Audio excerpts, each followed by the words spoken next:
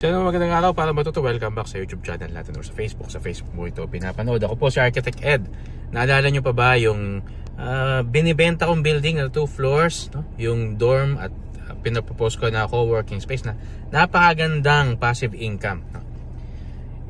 Patuloy ko pa rin siyang binibenta, no? Pero alam nyo naman ang galaw ng ekonomiya ngayon, no? So kailangan ko siyang i-hold yung construction. So, I am offering this to you as is where is, no? Papakita ko sa inyo ano ang itsura ngayon ng building, no? At kung anong potential nito, no? Kasi ngayon talagang buo na yung structure, no? Finishing na lang to, no? At ibebenta ko ito sa inyo. Nakapangalan sa akin ito. Malinis na malinis ang titulo. Papakita ko sa inyo. Baka maging interesado ka, no? So, halika, puntahan natin. Check this out. So, magandang araw para matuto. Welcome back sa YouTube channel natin or sa Facebook.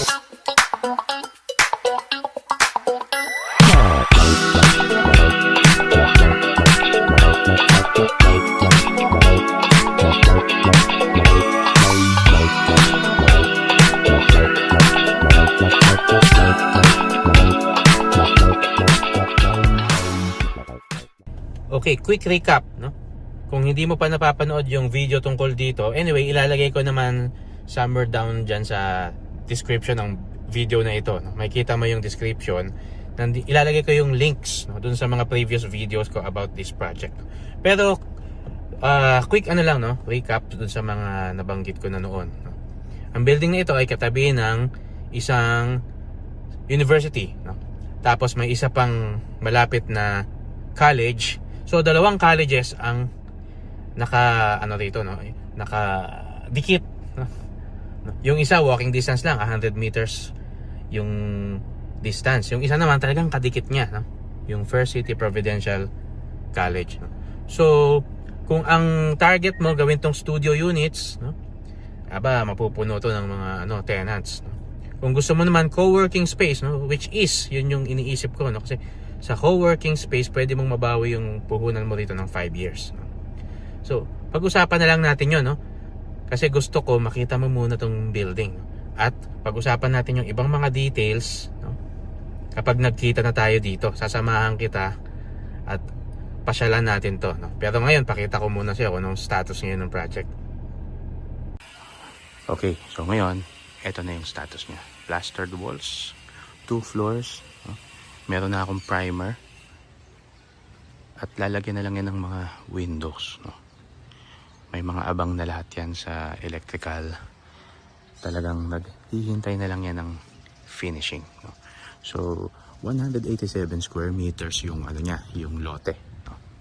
At yung floor area niya, dahil nga 2 floors siya plus basement, is nasa 200 square meters yung total floor area niya.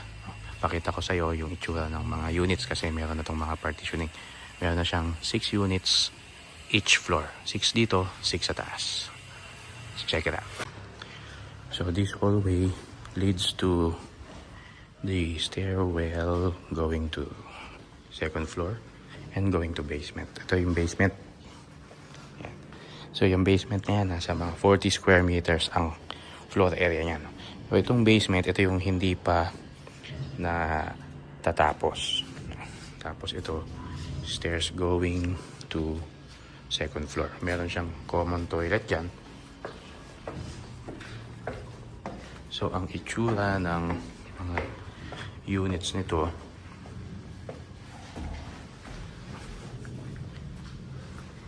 yan. So ito yung studio, no? Ang floor area nito ay kasama tong bathroom. May bathroom dito eh. Kasi ito pwede mong gawing pantry niya. Kung gagawin mo naman itong dorm, kasya rito ang 6 na tao, no? Kasi pwedeng triple deck yan eh. So ideal yung 4 na tao, pero ma-maximize mo siya to 6 bed spacers. So ang floor area nito, kung kasama yon, nasa mga 15 square meters. Kung studio naman, pwede ka nang maglagay dito ng pwede silang maglagay dito ng dining nila, tapos couch, tapos bed, o pwedeng sofa bed. So studio naman yan eh, no? Pag studio, ang after naman ng tao ay sleeping, ano lang, a place to stay, no? To sleep during sa pahinga nila, no?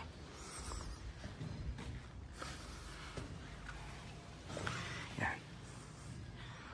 So yan, naka-primer na to. Makinis na. Lalagyan mo na lang to ng windows at saka door, no? Kasi ito, meron na akong hamba na bakal. Bakal yan. So ito ang itsura niya during the day, no? Meron tayong perforated blocks dyan. Sa likod ng wall na to, yung school, no? Yan, pasilip ko sa iyo.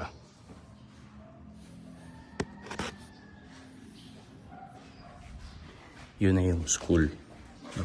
Yung school na yun, from prep hanggang college, no? University na nga yun gagawin university. Yan.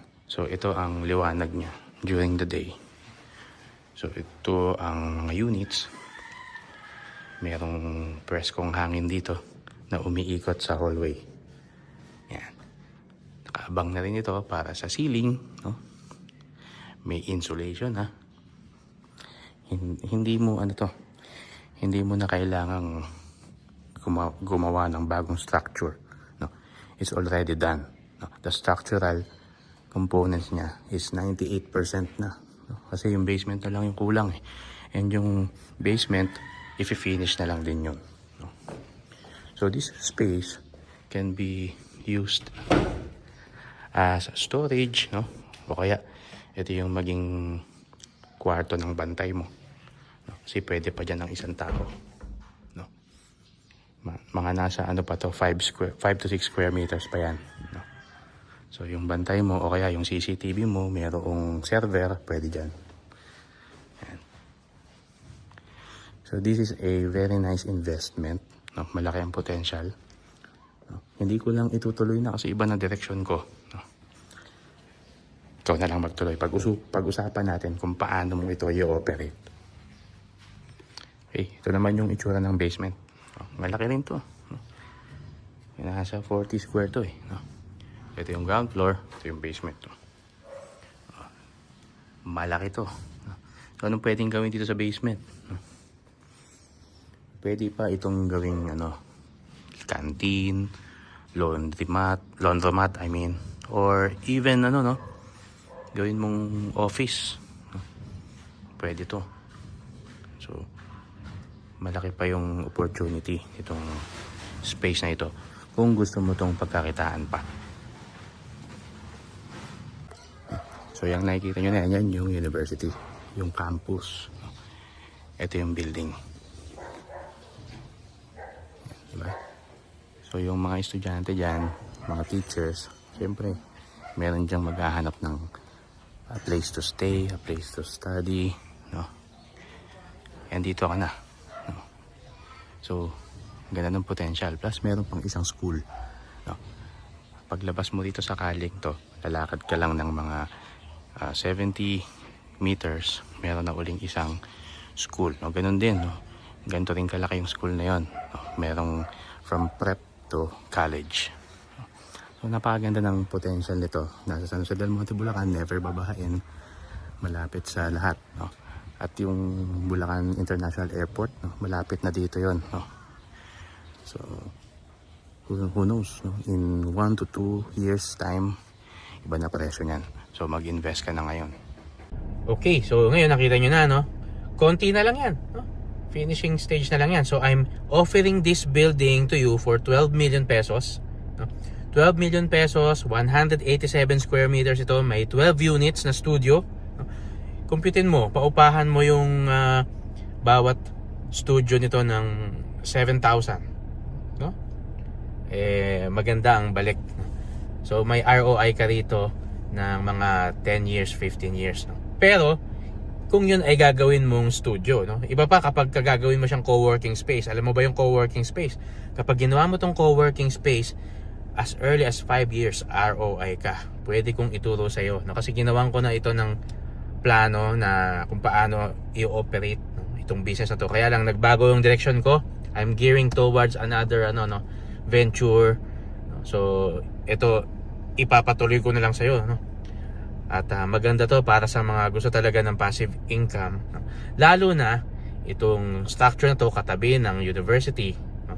Dalawang schools, no? So very very promising tong property na to para sa iyo, no? So kung gusto mo itong building na ito, usap tayo. Email mo ako sa architected28@gmail.com or kontakin mo ako sa numbers na ilalagay ko dito. Maraming salamat po. Ingat po tayong lahat. Hope to see you soon kung ikaw na nga ang buyer nito. Check nyo ang aking mga social media platforms, Facebook, YouTube, at pag-usapan natin, no? I-close natin ang deal sa project nito. Bye!